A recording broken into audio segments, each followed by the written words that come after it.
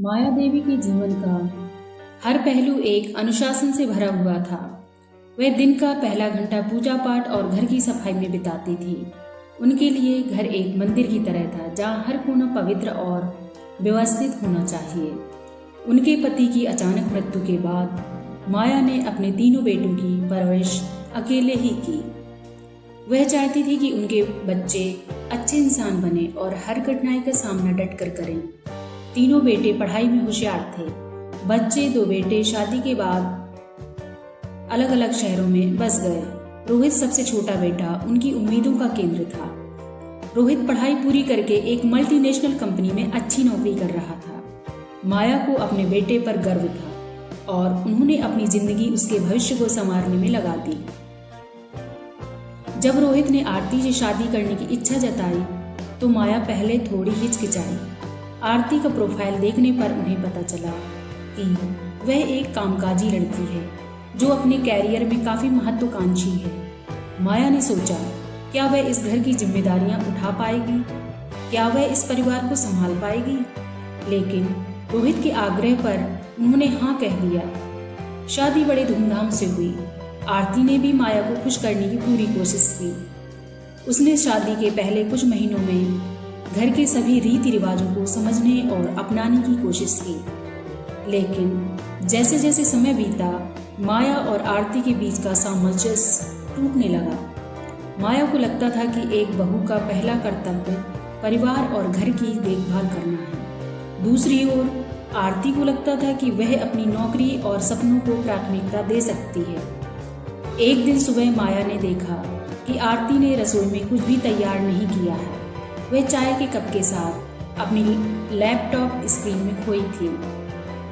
माया ने गुस्से से कहा, आरती, ये घर है, ऑफिस नहीं। यहाँ सुबह के काम काज सबसे पहले होने चाहिए। तुमने अभी तक नाश्ता भी नहीं बनाया। आरती ने अपनी बात समझाने की कोशिश की। माँ, मैं आज एक अहम प्रेजेंटेशन पर काम कर रही हूँ। नाश्ता मैं बाद में बना दूंगी।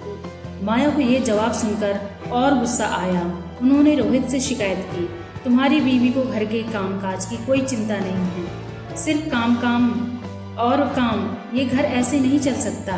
रोहित दोनों पक्षों को समझाने की कोशिश करता है, लेकिन हर बार असफल रहता है। माया की परंपराओं और आर्थिक आधुनिकता के बीच एक बड़ी खाई थी जो हर दिन बढ़ती जा रही थी। एक दिन माया की सहेली कमला उनसे मिलने आई। कमला ने माया को वर्षों से देखा था और उनकी सोच को समझती थी। उन्होंने माया से कहा, माया, हर पीढ़ी की सोच अलग होती है। तुम्हारी बहू कोई गलत नहीं कर रही है, वह सिर्फ अपनी जगह बनाने की कोशिश कर रही है। अगर तुम उसे थोड़ा समय और स्पेस दोगी तो शायद वह तुम्हारी भावनाओं को समझ सके। माया ने कमला की बात पर ध्यान दिया। उन्होंने सोचा, शायद मैं उसे समझाने की कोशिश नहीं कर रही हूँ।